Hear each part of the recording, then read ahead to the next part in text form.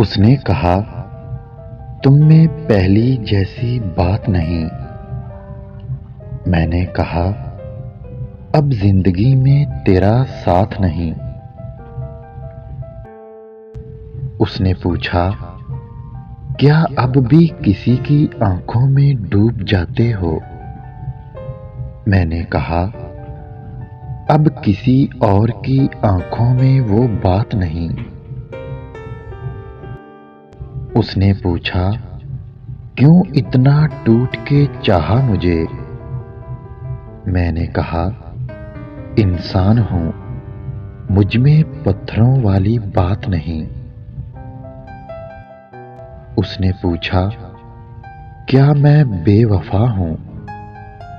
मैंने कहा, अब मुझे वफा की तलाश नहीं।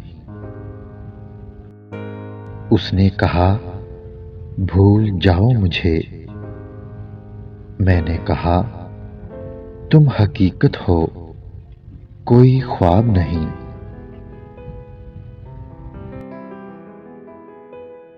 अगर वीडियो अच्छी लगे तो लाइक करें, शेयर करें और मेरे चैनल को सब्सक्राइब करें।